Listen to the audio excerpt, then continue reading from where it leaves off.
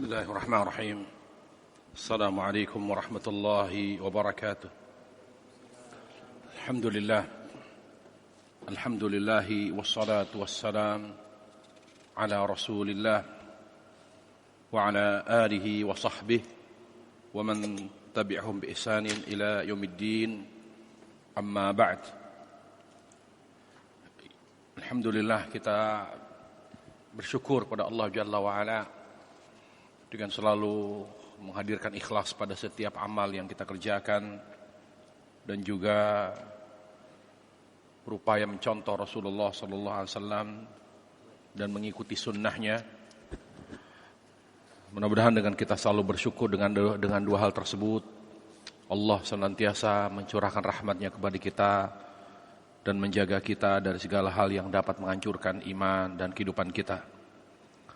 Para jemaah sekalian Allah Subhanahu wa taala, kita lanjutkan kajian kita dari kajian buku ensiklopedi Doa Dzikir Amalan Sehari Semalam. Pembahasan kita terakhir adalah tentang tuntunan Nabi sallallahu alaihi wasallam dalam Al-Qur'an. Sekarang kita bahas tentang salat duha. Tentang salat duha.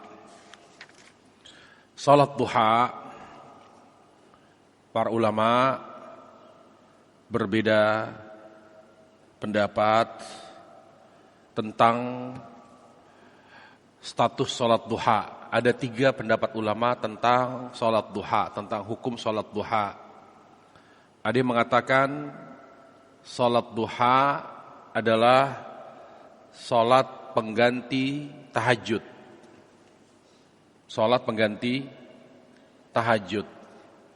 Jadi seorang tidak perlu mengerjakan duha kalau sudah mengerjakan salat tahajud.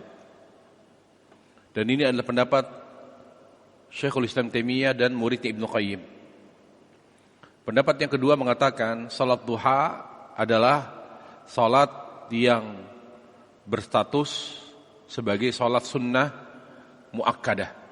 Salat sunnah muakkadah. Ya, salat sunnah muakkadah.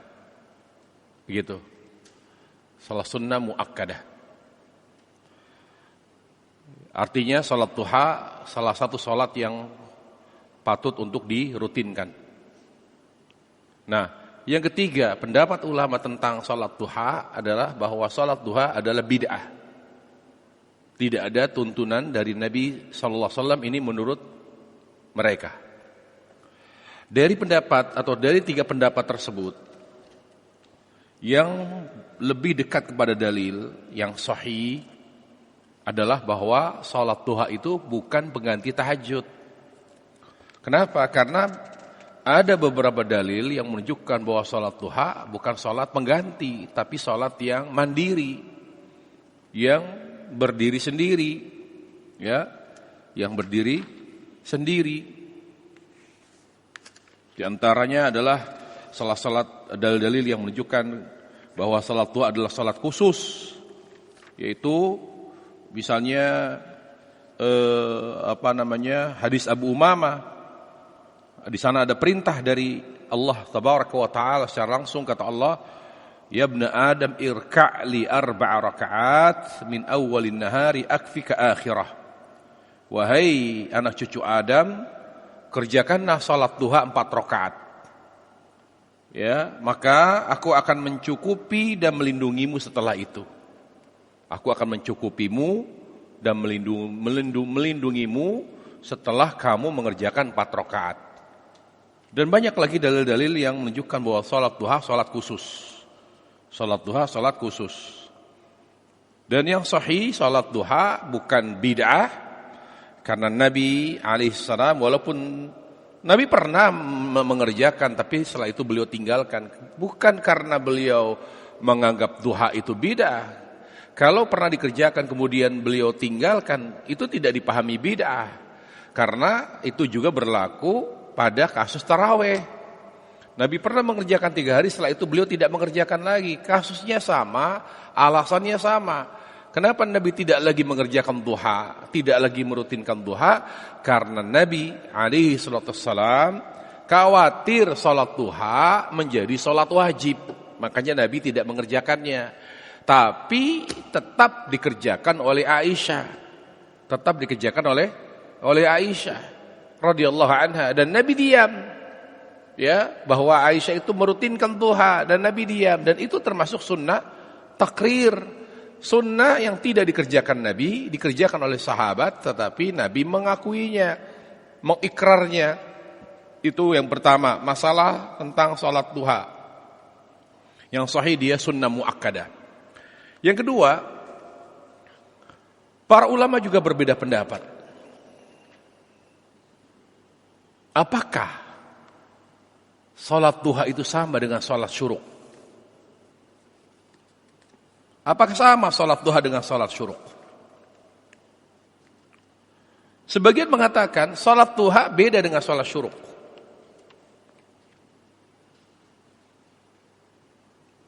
Yang lain mengatakan syuruk itu adalah duha di awal waktu.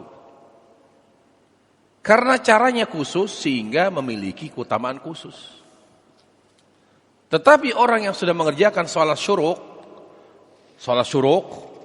ya, dengan cara tertentu itu, yaitu duduk di tempat yang sama dengan salat subuh, tidak beranjak kecuali karena batal wudunya, menunggu setelah subuh sampai matahari terbit dengan sempurna, setelah salat 2 rakaat, itu namanya syuruk.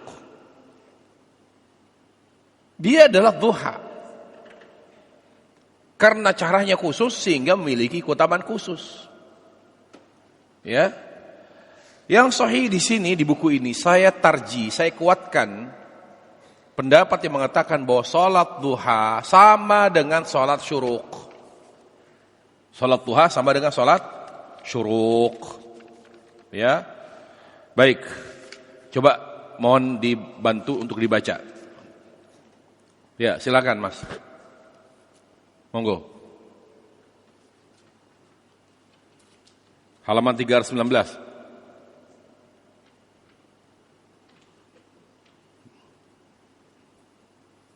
Kenapa?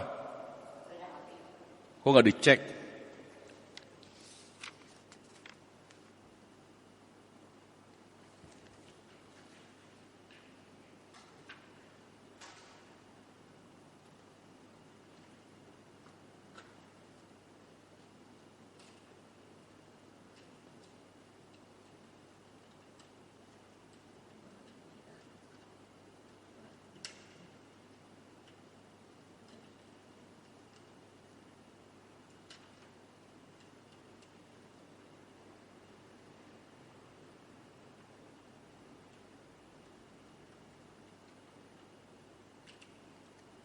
Ya.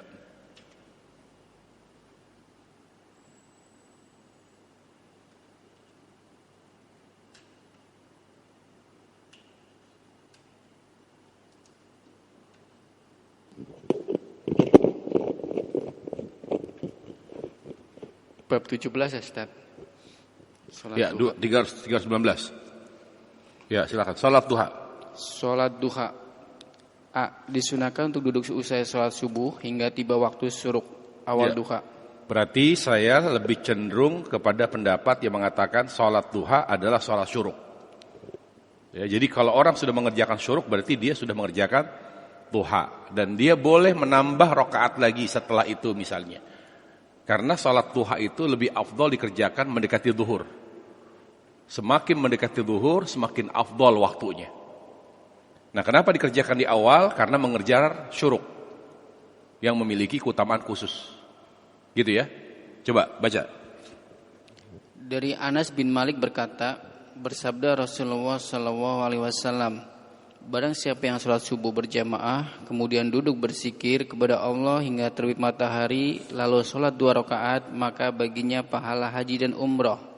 Lalu beliau melanjutkan sabdanya, sempurna, sempurna, sempurna. Penjelasan, Syekh Utsaimin berkata, sholat syuruk adalah sholat yang dikerjakan kira-kira 1/4 jam setelah matahari terbit, yang juga disebut sholat duha. Yang juga disebut sholat duha. Berarti Syekh Utsaimin menguatkan sholat duha, sholat syuruk. Kemudian? Karena waktu sholat duha dari 1/4 jam setelah terbit matahari, hingga sebelum tergelincirnya, dan apabila dikerjakan semakin mendekati zuhur maka semakin afdal. Nah, salat duha waktu terbaiknya adalah ketika mendekati zuhur. Semakin mendekati zuhur, matahari semakin menyingsing tinggi, maka itulah waktu terbaik. Sama dengan isya, semakin mendekati tengah malam semakin afdal, bukan di awal. Seluruh salat dikerjakan di awal itu afdal, kecuali isya. Isya justru lebih afdal di akhir. Di awal di akhir. Akhir ulama khilaf, apakah akhir ini tengah malam atau menjelang subuh? Atau menjelang subuh. Yang sahih kalau tidak ada hal, tidak ada uzur, lebih afdal ya adalah sebelum tengah malam. Tapi kalau dia punya uzur, maka afdalnya di akhir malam, artinya menjelang subuh. Salat isya sampai menjelang subuh. Itu lebih afdal, wallahu alam. Kemudian kesimpulannya, sholat syuruk sama dengan sholat duha. Bila dikerjakan di awal waktu, berarti sholat tersebut adalah sholat syuruk sekaligus duha. Namun, jika dikerjakan di akhir waktu duha, yaitu sebelum tergelincirnya matahari, maka disebut sholat duha saja. Ya, jadi kalau dikerjakannya tidak di waktu syuruk, ya berarti hanya duha. Hanya duha. Taib, dalilnya? Dalil bahwa sholat isyraq itu syuruk. Oh, syuruk. Dalil bahwa sholat isyraq atau syuruk sama dengan sholat duha adalah dari Abdullah ibnul Haris bin Naufal berkata, lantas keluarlah Ibnu Ma'bas sembari berkata, sungguh aku telah membaca ayat, sungguhnya kami mendudukkan gunung-gunung untuk bertasbih bersama dia, Daud, di waktu petang dan pagi syuruk. Quran surat As-Sod 18, yaitu satu ayat yang tertera di dalam Al-Quran. Akan tetapi aku tidak mengetahui apa itu sholat duha, melainkan baru saat ini. Padahal dahulu aku juga sering bertanya-tanya, yang manakah sholat isyraq itu? Ummu Hani pun menjawab, 8 rakaat sholat duha yang dikerjakan Nabi SAW pada saat penaklukan Mekah, itu juga namanya sholat isyraq. Para ulama yang merajihkan pendapat bahwa sholat syuruk adalah sholat duha adalah Imam At-Tibi'i, yaitu Syekh bin Baz dan Syekh Ibnu Utsaimin. Ya, jadi ulama berbeda pendapat. Syuruk itu duha bukan sih? Ada yang bilang bukan, ada yang bilang sama. Tapi yang sahih, saya lebih cenderung kepada pendapat bahwa syuruk adalah duha. Jadi kalau orang sudah mengerjakan syuruk, dia tidak perlu lagi mengerjakan duha kalau ada kesibukan. Tapi kalau waktunya luang, waktu kosongnya banyak, ya silakan dikerjakan lagi. Ya, karena hidup ini adalah untuk beribadah kepada Allah Tabaraka wa Ta'ala. Kemudian B. Disunahkan untuk mengerjakan sholat duha dan keutamaan yang sangat besar. Dari Abu Dzar radhiyallahu anhu, dari Nabi SAW bersabda, setiap pagi ruas-ruas tulang dari kalian wajib dikeluarkan sedekahnya. Setiap tasbih adalah sedekah, setiap tahmid adalah sedekah, seluruh tahlil adalah sedekah, dan seluruh takbir adalah sedekah. Beramar ma'ruf adalah sedekah, serta bernahi munkar adalah sedekah. Dari semua itu tercukupi dengan sholat duha rakaat yang dikerjakan pada waktu duha. Jadi kita kalau mengerjakan duha sama saja bersedekah 360 sedekah. Mewakili tasbih, tahmid, takbir, amar nahi munkar, itu semua terwakili oleh 2 rakaat duha. Yang mana kata Nabi alaihissalam, setiap orang itu berpotensi melakukan sedekah 360. Jadi dengan kita mengerjakan 2 rakaat, kita sama saja sholat, tapi kita sama saja menyalurkan sedekah 360 sedekah. Ini kan menunjukkan keutamaan duha yang artinya besar pahalanya. Ya 360 orang miskin kita panggil. 360 coba kali. Kalau misalnya kita beli nasi bungkus lah, sedekah nasi. Ya kan? Bayangkan 360. Ini menunjukkan betapa besarnya pahala duha. Baik, kemudian dalil berikutnya dari Abu Umamah radhiyallahu anhu, dari Rasulullah SAW, Allah berfirman, Wahai anak Adam, rukuklah kepadaku di pagi hari sebanyak 4 rakaat. Niscaya aku akan mencukupi dan melindungimu setelah itu. Nah, Allah Ta'ala menyebutkan salat dengan ruku, dengan sujud, kadang dengan sujud. Ya, irka'u wasjudu waf'alul khaira ya ayyuhalladzina amanu. Irka'u wasjudu waf'alul khair la'allakum tuflihun. Wahai orang yang beriman, sujudlah kamu, rukuklah kamu. Kenapa Allah perintahkan salat tapi dengan kata ruku? Artinya ruku itu rukun. Jadi Allah ungkapkan dengan rukunnya, rukuklah kamu. Jadi ruku dalam salat itu rukun. Dan Allah di sini memerintahkan kita untuk salat duha. Jadi duha itu afdolnya 4 rakaat. Afdolnya 4 rakaat. Jadi bukan 2. Apa manfaatnya? Lihat kata Nabi alaihissalam.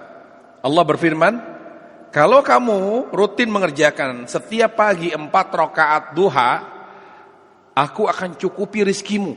Lihat, rizkinya dicukupi oleh Allah, berkah. Jadi khusus bagi para pekerja ini, ya, yang mungkin mengenal tanggal tua, rutinkan duha. Bagi para pedagang, bagaimana rezekinya berkah, ya, maka duha sebelum buka tokonya, sebelum bekerja duha, ya, mungkin sambil syuruk misalnya, syuruk tambah lagi 4 rakaat baru berangkat kerja, kalau memang sempat. Atau sampai di kerja, tempat kerja, ke masjid, sholat dulu, ya, kalau masih ada waktu sholat dulu, supaya apa? Allah cukupkan rezekinya. Yang kedua apa? Dilindungi dari mara bahaya. Kalau kita setiap pagi sholat duha 4 rakaat, Allah terjaga dari segala kejahatan. Makanya kita pesan ini, hadis qudsi ini kepada keluarga kita, istri kita, anak kita, supaya Allah jaga mereka. Allah jaga mereka, ya. Apalagi sekarang ini betul-betul ekonomi betul-betul sedang, ya, banyak orang menjerit. Omset usaha betul-betul sangat anjlok, sepi. Ya, yang dulu rajanya omset di kayak banyak pengusaha-pengusaha elektronik diglodok, itu mereka ngeluh sepi. Ditambah lagi kemarin juga saya dapat info surganya aksesoris motor di Kebun Jeruk, itu anjlok, sepi, nggak ada pembeli. Yang paling kita lihat miris itu ini, dulu itu Cempaka Mas, gitu rajanya itu, sampai orang berani itu nyewa kios sampai 2, 3 diambil sama dia. Sekarang bisa kita lihat sepinya dari mana? Lihat food courtnya, sampai yang sales yang nawarin makanannya udah berkurang banget, banyak yang tutup. Kalau kita mau tahu ramai atau tidak, lihat food courtnya. Food courtnya aja sepi, banyak yang tutup. Nah, salah satu amalan mengatasi ekonomi yang lesu ini supaya hidup kita tetap berkah, ya kan? Supaya kita dijaga oleh Allah Jalla wa'ala. Bisa jadi supaya kita tidak dicuri. Orang ini kalau sudah mengalami kesulitan ekonomi, itu kalut, gelap mata. Kayak kasus kejadian di Jawa Tengah, supir Bank Jateng yang bawa uang 10 miliar, gelap mata, anak istrinya nggak tahu apa rencana dia. Polisi yang awal cuma 1 orang, lalu dia ke kamar mandi, pada saat lengah dia bawa kabur uangnya. Kemana hilangnya, kemana perginya nggak tahu. Tiba-tiba apa? Dia beli rumah di daerah pelosok Gunung Kidul. Dan beli rumah di situ, rencana dia membuka showroom dengan uang itu, bayangin. Karena dia akan beli 300 unit, ya, mobil untuk dijadikan sebagai mobil jual beli. Kenapa? Udah kalut, udah gelap mata, udah. Kasus kemarin penjarahan kita nggak tahu apa motifnya. Tapi yang pasti orang tuh udah teriak gitu lah. Nah, kita muslim masih punya Allah yang masih memberikan solusi. Di antara solusi orang Islam yang mengalami kesulitan ekonomi ini, duha 4 rakaat. Aku cukupkan rezekimu, Aku berkahi dan aku lindungi. Aku lindungi. Kenapa perlu lindungi? Saya kemarin ngisi di Pelindo. Bayangin, marbot pulang ke Bekasi. Ya, pulang ke Bekasi lagi ke masjid, lalu ke toilet, diambil HP-nya. Seorang marbot gimana coba? Dicerita Ustaz, saya baru pulang dari masjid gitu loh. Pulang ke rumah, saya ke masjid dulu di Bekasi, saya sholat maghrib. Setelah itu saya kamar mandi, diambil HP saya, dirobek tasnya, langsung dibawa kabur. Betapa beratnya seorang yang gaji marbot berapa sih? HP-nya hilang, dia beli lagi. Jangankan beli HP, buat makannya susah. Ini penting. Jadi jangan hanya menunggu kaya, miskin pun amalin ini. Saya selalu menganjurkan amalkan ini supaya rezeki kita berkah, cukup dan dijaga kita dan keluarga kita, harta kita oleh Allah Tabaraka wa Ta'ala melalui sebab diantaranya adalah sholat duha 4 rakaat. Kemudian sekarang kita bahas sholat atau tentang hukum sholat duha. Ya, bagaimana hukum sholat duha? Hukumnya sunnah secara mutlak. Hal ini berdasarkan keumuman dalil-dalil yang menunjukkan akan disyariatkannya sholat duha. Di antaranya adalah dari Abu Hurairah berkata, bersabda Rasulullah SAW, tidak ada orang yang menjaga sholat duha melainkan orang suka bertaubat. Beliau berkata, itulah sholat orang-orang yang bertaubat. Karena permasalahan hukum sholat duha sangat luas, oleh karenanya saya kutip beberapa pendapat ulama seputar hukum sholat duha. Pertama, disunahkan tidak di setiap waktu. Ya, pendapat yang mengatakan duha tidak rutin, jangan dirutinkan, dia hanya musunnah biasa. Itu pendapat pertama. Yang kedua, hukumnya tidak disyariatkan dalam Islam. Artinya bid'ah. Nggak ada tuntunannya, mereka bilang begitu. Ini ulama bilang begitu, duha itu bid'ah. Karena Nabi tidak pernah mencontohkan. Gitu. Ini wacana, nggak apa-apa supaya kita tahu gitu. Terus Aisyah berkata, saya tidak pernah melihat Rasulullah SAW mengerjakan sholat duha, akan tetapi sayalah yang mengerjakannya. Muwarik al-Ijli bertanya kepada Ibnu Umar radhiyallahu anhuma, apakah engkau pernah mengerjakan sholat duha? Ibnu Umar menjawab, tidak pernah. Lalu, apakah ayahmu pernah mengerjakannya? Beliau menjawab, juga tidak pernah. Dan saya kembali bertanya, apakah Abu Bakar pernah mengerjakannya? Ia menjawab, tidak pernah. Saya bertanya, bagaimana dengan Nabi? Beliau menjawab, saya kira juga tidak pernah mengerjakannya. Lihat, Rasul, Abu Bakar, Umar tidak pernah mengerjakan duha. Nah, inilah pentingnya kalau dapat dalil tuh jangan langsung dipahami. Perlu dibahas secara utuh. Kalau langsung dicomot, oh berarti nggak ada tuntunannya. Ini dalilnya. Jadi fikih itu nggak begitu. Dari satu dalil dibaca dari kitab Bulughul Maram dalam sholat duha dari Muwarik bin Ijli bahwa saya pernah bertanya kepada Abdullah bin Umar, pernahkah anda sholat duha? Lalu yang menyimak jamaah, oh berarti duha itu nggak ada tuntunannya. Rasul nggak pernah ngerjain. Habislah salah kita. Karena dalam menyimpulkan fikih tidak begitu, dikumpulkan semua dalil, bagaimana para ulama memahami dalil ini, ya kan? Baru diolah tuh dalilnya, kesimpulannya apa? Itu baru fikih.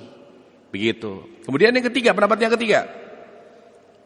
Sholat duha disunahkan bagi yang terluput dari sholat tahajud. Jadi duha itu menurut sebagian ulama pengganti tahajud. Jadi kalau udah rutin tahajud jangan rutin duha. Begitu. Terus? Namun, jika telah melaksanakan sholat malam, maka tidak perlu mengerjakan sholat duha. Nah, yang keempat, sholat duha disunahkan untuk dikerjakan ketika ada sebab karena Nabi. Nah, ini pendapat yang keempat. Ada sebab nggak? Kalau nggak ada sebab nggak perlu apa? Misalnya apa? Kita ke masjid sambil tahiyatul masjid sambil duha. Kalau kita nggak di masjid, di tempat kerja, nggak ada sebab.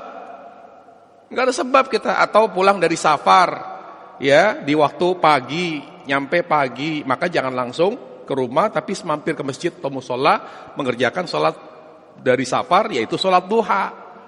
Jadi ada sebab. Kalau tidak ada sebab tidak perlu duha. Ini pendapat ulama. Kemudian Nabi SAW senantiasa mengerjakan ketika ada sebab seperti pulang dari syafar, ketika menaklukkan kota Mekah, dan tatkala berziarah ke perkampungan suatu kaum. Sebagaimana yang ditunjukkan oleh hadis Uthman dan juga ketika beliau mendatangi Masjid Quba. Nah, kita tunjukkan dalilnya apa? Dari 4 pendapat ini mana yang sahih? Ini tarjih dari saya. Ya, penjelasan. Setelah memperhatikan dan mempelajari dalil-dalil seputar salat duha, maka yang berpendapat yang lebih dekat kepada dalil adalah pendapat yang mengatakan bahwa salat duha adalah sunnah secara mutlak, yaitu sunnah muakkadah. Sunnah muakkadah yaitu sunnah yang layak dirutinkan. Baik, kemudian namun demikian, pendapat lain tidak perlu diingkari apalagi menjadi sebab perselisihan dan perpecahan. Artinya kita menghargai saja. Jangan gara-gara dia mengatakan tidak ada tuntunannya kita bilang Anda yang salah, mungkar. Bagaimana sunnah duha dianggap bid'ah? Anda belajar lagi, jangan sok tahu, jangan. Hargai itu pendapat. Karena ulama pun ada 4 pendapat tentang hukum sholat duha. Nah, sekarang waktu duha. Waktu sholat duha dimulai dari terbit matahari hingga tergelincir. Lihat, dari terbit matahari. Jadi matahari terbit dengan sempurna, duha. Padahal itu waktu apa? Waktu sholat syuruk. Lihat, waktu duha dimulai dari terbitnya matahari dengan sempurna. Karena pada saat masih terbit gak boleh ada sholat. Karena itu waktu terlarang untuk sholat sunnah. Ya, jadi waktu terlarang itu tidak berlaku bagi sholat fardu, yang berlaku hanya untuk sholat sunnah. Ya, jadi kapan? Dari matahari sejak terbit dengan sempurna sudah mulai kita bisa mengerjakan duha. Dan itu kan bersamaan dengan waktu syuruk. Dan ini dalil bahwa syuruk sama dengan duha. Kemudian sampai tergelincir matahari, sampai sebelum tergelincir matahari. Nah, dari terbit jam 5.48. Anda baca terbit gimana ini? Iya, dari terbit matahari jadi seperempat jam setelah terbit matahari. Ini redaksinya dirubah nih. Dimulai dari terbit matahari secara sempurna, atau ini ditambah aja bahasanya nih. Dimulai dari seperempat jam setelah terbit matahari. Kurang lebih 10-4 jam. Hingga sebelum tergelincir. Karena kalau sudah tergelincir berarti sudah zuhur. Ya, nanti dirubah ini. Dimulai dari 10 menit atau seperempat jam setelah terbit matahari hingga sebelum tergelincirnya matahari. Kemudian namun yang lebih utama adalah ketika panas matahari mulai terik. Nah, jadi semakin mendekati zuhur, duha semakin afdal. Lalu berikut ini dalil yang menunjukkan hal tersebut. Dari Abu Umamah radhiyallahu anhu berkata, bersabda Rasulullah SAW, barang siapa yang sholat subuh dengan berjamaah, kemudian ia tetap duduk di sana sambil berzikir kepada Allah hingga terbitnya matahari. Dan juga beliau bersabda, waktu sholatnya orang-orang bertobat adalah pada saat anak-anak unta mulai merasa kepanasan. Kapan mulai kepanasan? Kalau udah mulai di atas jam 11, itu anak unta itu udah mulai gak nyaman, dia kepanasan. Lihat Nabi, waktu sholatnya orang taubat, yaitu sholat duha, yang bagus itu ketika anak unta yang berada di gurun pasir itu udah kepanasan dia. Kapan? Ya di atas jam 11. Dia udah mulai gak nyaman, akhirnya dia mencari tempat teduh, mencari tempat yang adem gitu. Nah, ini dalil bahwa duha itu lebih afdal dikerjakan mendekati zuhur. Jadi kalau kita ketemu misalnya waktu istirahatnya sebelum zuhur, nah sebaiknya duha dulu 2 rakaat. Niatkan tahiyatul masjid digabung dengan duha, jangan hanya tahiyatul masjid aja. Jadi kita misalnya belum zuhur sudah berada di masjid untuk persiapan sholat misalnya, kita nggak ke tempat makan dulu, kita ke masjid, maka sholat dulu tahiyatul masjid 2 rakaat digabung dengan sholat duha. Nah, sekarang berapa jumlah rakaat duha? Para ulama sepakat bahwa jumlah rakaat terkecil sholat duha adalah 2 rakaat dan berselisih tentang jumlah terbanyak rakaatnya. Nah, para ulama berapa paling banyak duha yang sahih tidak ada batasannya. Mau 4, 8, 10, 12, semampunya. Tapi minimal 2 rakaat karena tidak ada 1 rakaat duha. Karena 1 rakaat itu namanya witir. Kemudian namun yang lebih dekat kepada dalil bahwa rakaat terbanyak duha adalah tidak terbatas dengan dalil dan pertimbangan berikut. 1. Aisyah pernah ditanya oleh Muadzah, berapa rakaat yang biasanya dikerjakan Rasulullah SAW pada sholat duha? Aisyah menjawab 4 rakaat dan beliau menambah jumlah rakaat hingga tak terbatas. Jadi Nabi sering mengerjakan duha 4 rakaat. Lalu kadang beliau menambahnya sampai tidak terhitung oleh Aisyah. Salat lagi, salam, salat lagi, salam, salat lagi. Itu kadang-kadang.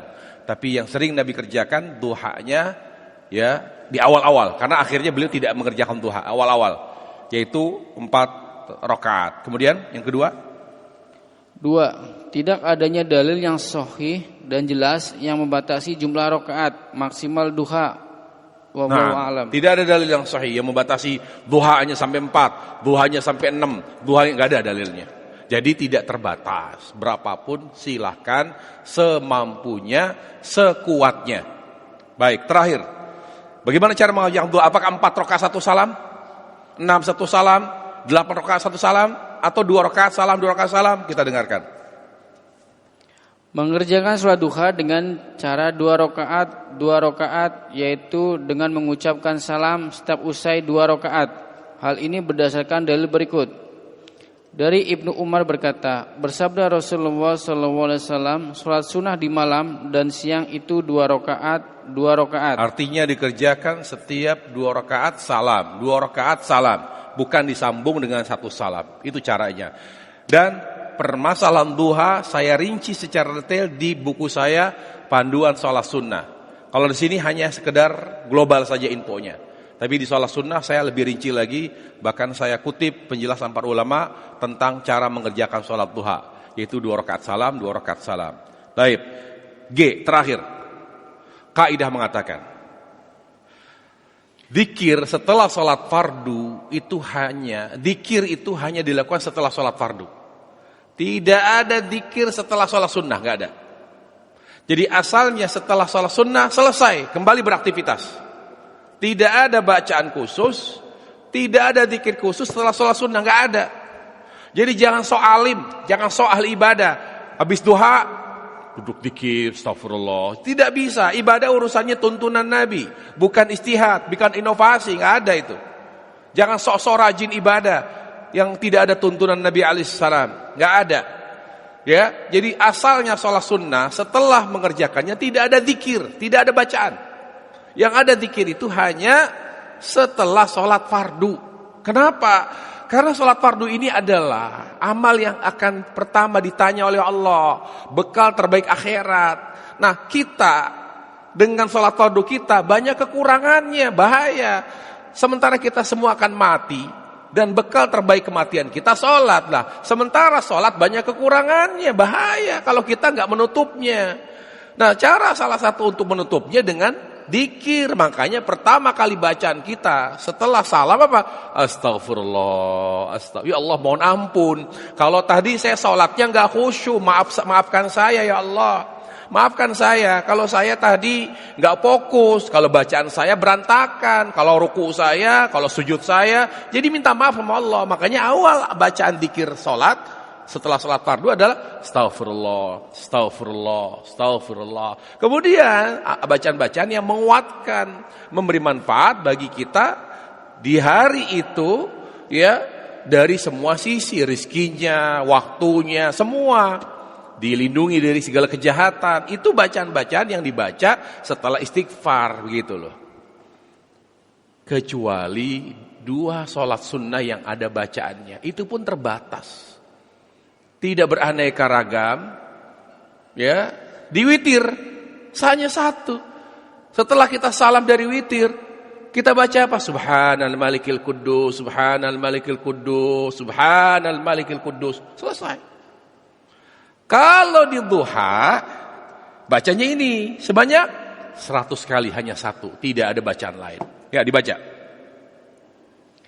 Doa setelah salat duha. Naam. Allahumma firli wa tub alayya innaka antat tawwabur rahim. Naam, itu bacaan yang sering Nabi baca seusai salat duha. Allahumma firli wa tub alayya innaka antat tawwabur rahim. Allahumma firli, dan inilah istighfar Nabi alaihissalam. Nabi kalau istighfar itu tidak astagfirullah. Para ulama mengatakan istighfar Nabi adalah Rabbighfirli wa tub alayya innaka antat tawwabur rahim. Itu istighfar Nabi. Kalau yang terbaik adalah sayyidul istighfar, Allahumma anta rabbi la ilaha illa anta khalaqtani. Kata ulama mengatakan istighfar Nabi adalah Rabbighfirli wa tub alayya innaka antat tawwabur rahim. Bacaannya sama dengan bacaan, mirip-mirip dengan bacaan, cuma dimulai dengan Allahumma. Dilihat yang mengatakan Allah Rabbi Bighfirli wa tub alayya innaka antat tawwabur. Jadi kalau bisa, kalau banyak istighfar itu cukup dengan ini sebetulnya. Inilah istighfar Nabi SAW di rumah, di motor, di mobil, di kendaraan umum. Astagfirullah. Dan dinikaragamkan Rabbighfirli wa tub alayya innaka antat tawwabur rahim. Rabbighfirli wa tub alayya. Karena istighfar Nabi itu lebih afdal. Istighfar Nabi itu lebih afdal. Sama dengan ta'awud, Nabi enggak pernah tuh baca ta'awud dengan a'udzubillahi minasyaitonir rajim, enggak pernah. Dan itu khilaf para ulama. Bahkan sebagian mengingkari, enggak ada ta'awud Nabi begitu. Nabi enggak pernah baca a'udzubillahi minasyaitonir rajim, enggak ada. Yang Nabi contohkan adalah a'udzubillahi samiil alim, ada tambahan. A'udzubillahi samiil alim minasyaitonir rajim min hamzihi wa nafthihi wa nafthihi. Kalau a'udzubillahi minasyaitonir rajim aja enggak ada. Nabi tidak pernah memberikan contoh ta'awud seperti itu. Nah, ini yang perlu kita ketahui. Kalau kita ingin contoh Nabi ya betul-betul konsisten gitu loh, yang Nabi contohkan. Tapi kita enggak pernah perhatian tuh. Padahal ini bekal akhirat, bekal kematian, enggak main-main para jemaah. Ya. Berapa banyak? 100 kali. Setelah salam dari duha, Rabbighfirli wa tub alayya innaka antat tawwabur rahim. Rabbighfirli wa tub alayya. Sambil jalan enggak ada masalah. Sambil beraktivitas, yang penting jumlahnya pas. Ya. Ya dengan 3 kali aja ini. Tambah 1. Kayak zikir kan 3 tasbih, 3 tahmid, 3 takbir tambah 100 la ilaha illallah. Ya sama. Rabbighfirli wa tub alayya innaka antat tawwabur rahim. Rabbighfirli wa tub alayya innaka Rabbighfirli wa tub alayya innaka. Pelan-pelan aja. Melalui ruas jari ini, garis-garis jari ini. Rabbighfirli wa tub alayya innaka Rabbighfirli. Sambil jalan, sambil di manalah gitu. Jadi gak harus duduk di tempat, itu gak mesti. Demikian para jemaah sekalian kajian kita tentang salat duha. Saya ingin memberi kesempatan karena dari kemarin ada pertanyaan, ada permintaan. Kok Ustadz gak pernah ngasih kesempatan bertanya? Sekarang saya beri kesempatan bertanya. Kalau Anda tidak bertanya, saya yang bertanya nanti. Ya, silakan. Apakah hadis riwayat dari Al-Buhairi itu berselisih dengan hadis riwayat dari Muslim? Apa tuh? Terkait dengan sholat duha itu tersendiri. Ketika Aisyah radhiyallahu anhu, saya tidak pernah melihat Rasulullah sallallahu alaihi wasallam mengerjakan sholat duha di halaman 322. Tapi di halaman 324 Aisyah menjawab 4 rakaat dan beliau menambahkan jumlah rakaat hingga tak terbatas. Gak ada masalah. Beliau itu bicara, saya pernah melihat itu di awal. Lalu setelah itu Nabi gak pernah sholat lagi. Lalu Aisyah dengan pernyataan terbarunya mengatakan, ya, saya gak pernah lihat Rasul sholat duha. Artinya apa? Setelah di awal beliau sholat duha. Makanya kata Aisyah, beliau berapa rakaat Nabi sering mengerjakan di awal. Di awal-awal. Sebelum Nabi takut duha itu diwajibkan. Paham ya? Di awal. Karena beliau tidak bertahun-tahun. Setelah itu beliau gak duha lagi. Di awal disyariatkan untuk duha. Nabi duha. Gitu. Yaitu seringnya 4 rakaat, kadang lebih. Tapi setelah itu karena Nabi takut wajib. Saya jelaskan di buku Panduan Sholat Sunnah. Karena beliau takut ini wajib nanti. Bahaya, saya gak mau ada sholat wajib selain sholat fardu. Lalu Nabi tidak pernah mengerjakan lagi. Nah, inilah hadis yang ini, yaitu yang terakhir. Jadi Aisyah di hadis yang di halaman 322 itu yang terakhir. Di mana Aisyah mengatakan, saya tidak pernah melihat Rasul. Artinya Rasul tidak pernah lagi ngerjakin duha. Kapan? setelah Nabi meninggalkannya. Paham ya? Paham tidak? Di awal beliau ngerjakan duha Rasul itu. Tapi setelah Nabi khawatir duha wajib, beliau tidak lagi ngerjain. Enggak dikerjakan lagi. Nah, Aisyah, jadi bahasa dia menegaskan, beliau mengatakan, setelah itu beliau mengatakan, saya enggak pernah lihat lagi Rasul mengerjakan duha, gitu bahasanya. Dan ini tidak berlaku di awal perkataan Aisyah, tidak berlaku di awal, makanya digabung. Oh, ini perkataan Aisyah di awal, disyariatkannya duha. Oh, ini perkataan Aisyah di akhir setelah Rasul tidak lagi mengerjakan duha. Begitu cara memahaminya. Bisa dipahami?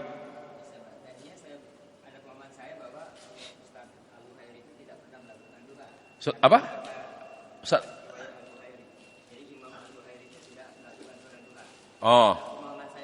Oh iya, itu di akhir. Awalnya Nabi pernah mengerjakan. Toh kalaupun Nabi tidak pernah mengerjakan, Aisyah kan merutinkan dan Nabi diam. Berarti apa? Berarti itu sunnah takrir, sunnah yang diakui oleh Nabi SAW. Makanya saya tarjih yang sahih duha itu sunnah muakkada, sunnah 3 sunnah non rawatib yang layak dirutinkan, witir, tahajud, duha, itu yang sahih dari pendapat ulama. Wallahu taala a'lam. Baik, sudah maghrib? Atau ada yang mau tanya sedikit? Masih ada? Cukup ya? Baik. Kita akhiri majlis kita kepada majlis subhanakallah bihamdika asyhadu an la ilaha illa anta astaghfiruka wa atubu ilaik. Assalamualaikum warahmatullahi wabarakatuh.